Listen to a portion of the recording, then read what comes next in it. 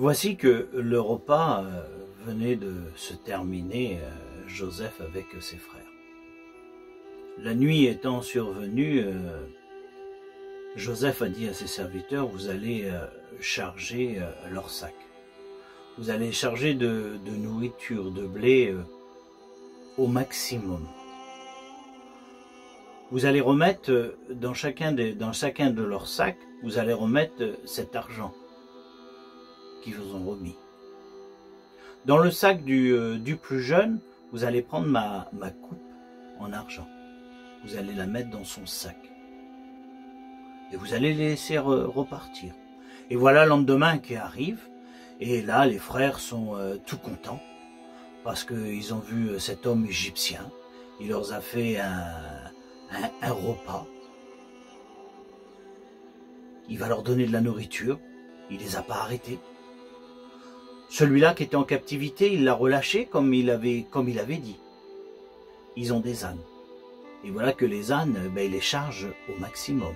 Et voilà qu'ils reprennent le chemin de leur pays. Et au bout de quelques temps de marche, Joseph voit son serviteur, l'appelle, et il lui dit, tu vas aller les rattraper. Tu vas fouiller dans leur sac. Et dans le sac du plus jeune, tu vas retrouver ma coupe. Et là, tous ces hommes, tu vas t'apercevoir que c'est des voleurs qui ne sont pas honnêtes.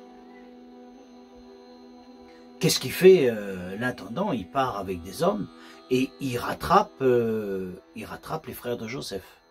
Les frères de Joseph sont un petit peu étonnés de voir des cavaliers qui les rattrapent assez rapidement. Et ils se demandent qu'est-ce qui se passe.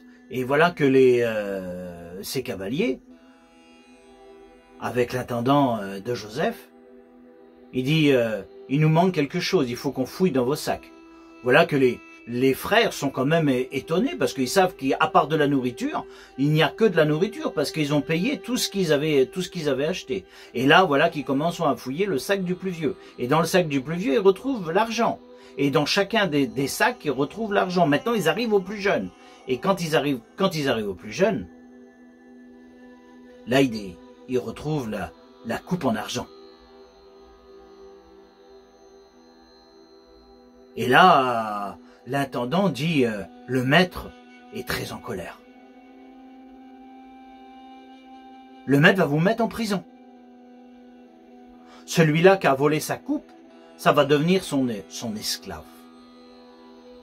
Alors voilà que les frères ne savent pas, ils se regardent les uns aux autres, qu'est-ce qui se passe? Nous avons rien fait, nous avons volé personne. Mais ils peuvent pas le prouver. Donc ils sont obligés de les accompagner. Et revenons en Égypte. Et quand ils rentrent à la ville, voilà que Joseph se présente. Joseph est en colère, est irrité contre eux. Il dit, vous m'avez volé. Vous avez récupéré l'argent. Le plus jeune d'entre vous a volé ma coupe. Pour chacun d'entre vous, vous allez rentrer en prison, comme des voleurs. Et pour celui-là qui a volé ma coupe, lui, ça va devenir mon esclave. Voilà un des frères qui prend la parole. Il dit, nous ne t'avons rien pris, mais nous ne pourrons pas te prouver que nous t'avons rien pris. Alors nous voulons bien accepter ta sentence de nous mettre en prison. Mais le plus jeune, Benjamin, il est seul avec mon père Jacob, qui est vieux. Avec leur mère, il a eu 2 enfants. Un qui a été disparu, un qui a été dévoré. Et il y a aussi le plus jeune. Et s'il sait que le plus jeune, il est esclave en Égypte, il va se laisser mourir. Un de nous veut bien être ton esclave. Là, Joseph dit, non, vous n'irez pas en prison, vous allez retourner vers votre père. Mais le plus jeune va rester être mon esclave.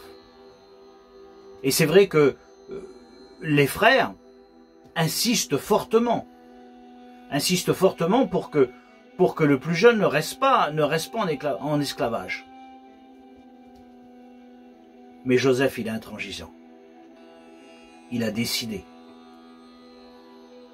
Il dit, nous savons que ta parole est grande, ta parole est comme celle-là de Pharaon. On t'en supplie, prends un de nous qui sera ton esclave. Mais lui laisse-le repartir avec les autres frères. Et sans aucune transigeance, Joseph il dit non. Il reste avec moi, ça deviendra mon esclave. Si tu veux retrouver cette histoire dans la Bible, tu regardes dans Genèse 44. Et je te dis, bonne lecture.